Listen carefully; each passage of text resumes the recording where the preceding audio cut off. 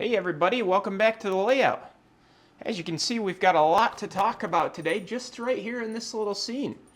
So let's dive on in. So as you might have seen in last week's video, which was a cab ride around the layout, we've picked up a new toy to play with, and that's this older Sony Handycam, which has got a relatively small form factor and works really great for a cab camera, which is pretty darn cool.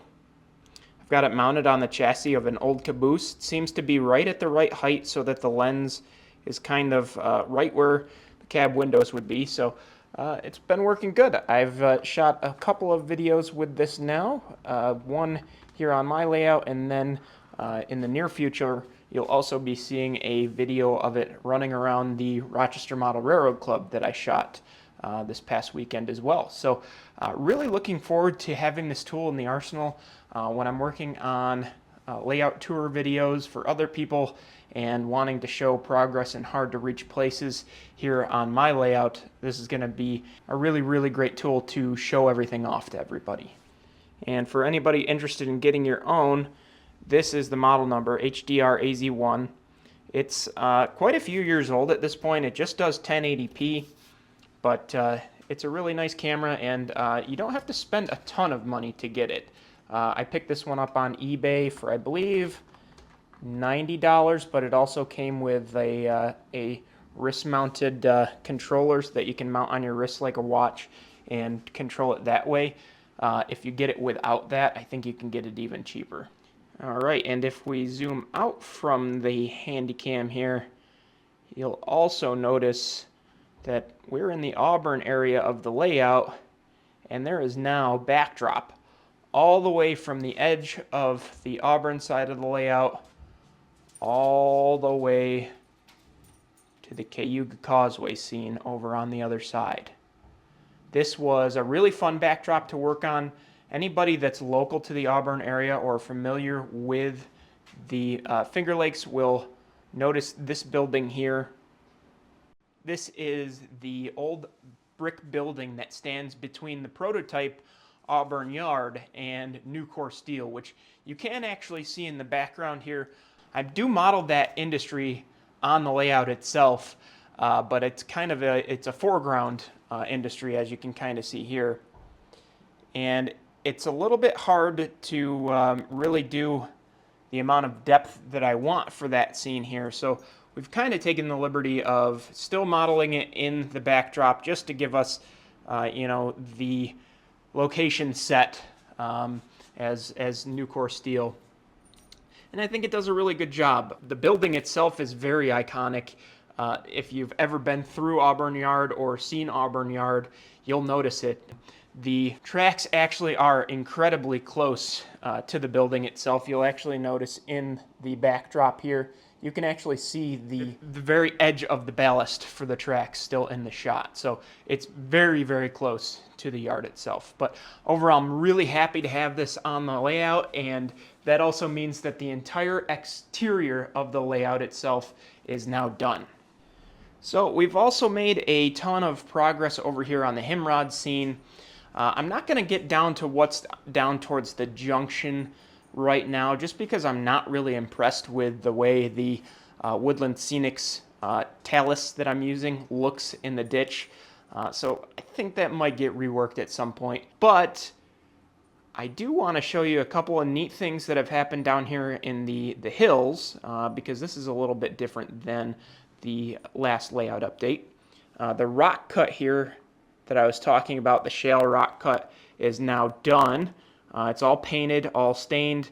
I used a really useful tutorial from my buddy Rob in order to paint this, consulted with him and made sure that it all looked good. I do need to go back in and touch it up because there's a little bit of plaster that's leaked down into the rock, which I'm actually just now noticing. But we'll get that taken care of. That's no big deal. The other thing that you'll notice is actually that we now have a little bit different topographical area going on here. We now have a creek scene that's going to run underneath the tracks, and then down in underneath the road as well. As I was kind of looking at the formations that I was putting in here, the hills on each side of the tracks, it kind of just made sense. If there's going to be hills there, there's going to be some sort of wash or gully where rain's going to try to get down to Seneca Lake, which would be technically behind us. So I put in this creek here. There'll be kind of two culvert pipes coming underneath the tracks, and then I'll do a little bit of something with some styrene and create sort of a concrete bridge, or maybe some rough ballast in there, just to kind of create a little bit of a bridge. It's interesting, once I started thinking about this scene, I did go on Google Maps and just tried to see if I could find some references for this this sort of scene. And there's a lot of these little tiny creeks all the way from Himrod down to Watkins Glen that eventually find their way into the lake itself. And there is even one just south of Himrod Yard as well. That the crossing here is now completely graded, and I just need to get it painted. We've even got some styrene in here to act as the roadway in between the tracks, and I've got it all cleaned out. I ended up using some light dust spackling for this section on top of some sheet cork, just because I needed to be able to kind of naturally grade up the road to get to the top of the tracks, and the sheet cork allowed me to kind of do that. There's a sheet from here to here and here to here, and then I just smoothed out the spackle on top of that and made it work. I'm overall happy with the way it looks so far. We'll see what happens when we get some paint down on it, whenever I end up having time for that. But speaking of having time for the layout, well, now we've got two of them to worry about. So that's part of the reason why I haven't gotten quite as much done on the main layout as maybe I would have originally liked to. You all might have seen the video that came out on the channel a couple of weeks ago where I went and assembled these Fremo modules. It was quite the blast. I'm looking forward to this project. And I'm slowly amassing all of the materials that I'm going to need to do all the bus wiring, which is what is in that box on top of the modules right now. And we'll be working on this project as sort of a separate project on the channel. It won't be, for the most part, included with layout updates on the Finger Lakes side. It'll be its own separate series, but I just wanted to mention it here because it does kind of tie into what I wanted to talk about next, and that's that my time is now going to be kind of split, not just between these two layouts, but also I've stepped up with the NMRA Lake Shores Division. I ran for and was elected as the assistant superintendent of the division, and for the next foreseeable future, really, I will be more heavily involved on the Lakeshore side. I'm really looking forward to helping to grow our already growing division. We've got a great group of people in the Rochester area, and we've already been growing in the last couple of years, and I'm looking forward to being a part of that process moving forward, helping the division continue to get a little bit younger, inspiring young modelers through the Fremo side of things, and also through the NMRA to be involved to get modeling. And I think being the assistant superintendent of the Lake Shores Division is a great next step in sort of that goal and that journey of my hobby. So really looking forward to that. Looking forward to working with Ed O'Connell, the new superintendent of the Lake Shores Division, as I'll be taking over his role, and we'll see where we go from there. Really exciting. So speaking of those Fremo modules, you all might have seen a couple of shorts in the last couple of weeks and in the Fremo build video itself, but there's another completed locomotive project that's happened over the last couple of weeks, and that's this DLNW 1804. This is a pretty cool locomotive.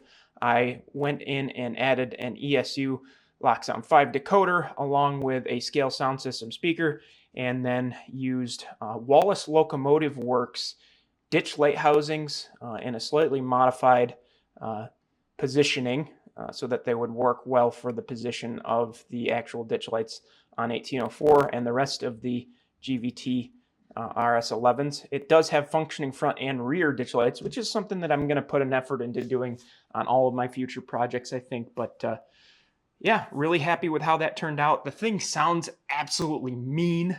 I'm really looking forward to go to putt around with on that Fremo layout. So excited that this is on the roster.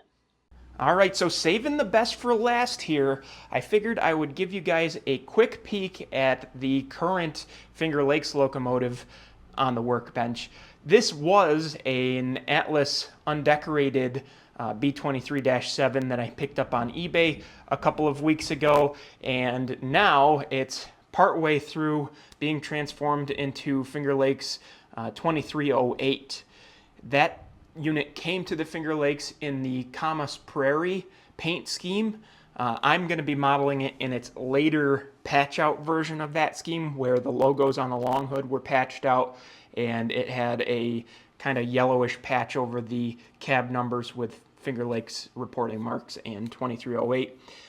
This unit has now been painted in full Finger Lakes, and those who are really in the know will actually recognize that this was one of the units that was out on the mid-coast line before Finger Lakes terminated that lease and brought those units back onto the property.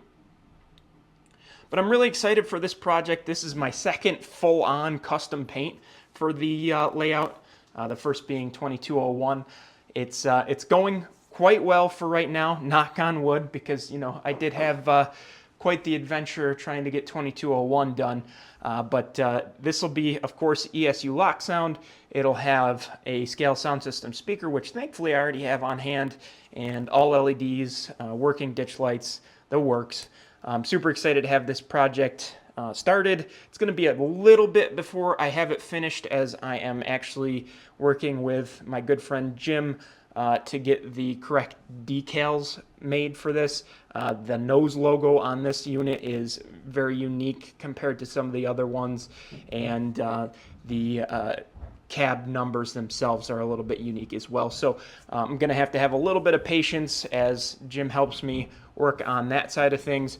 But overall, I'm super happy to have this locomotive on the layout, because it is actually officially going to be the final locomotive that we need. That one and 2303 here were the only two road numbers that I needed in order to complete the active B23 roster for my era. So we now officially have in our possession all of the locomotives that we'll need. It's just a matter of now finishing up these two and getting them on the layout before we'll be officially fully rostered, which is pretty exciting news. All right, well, there you have it.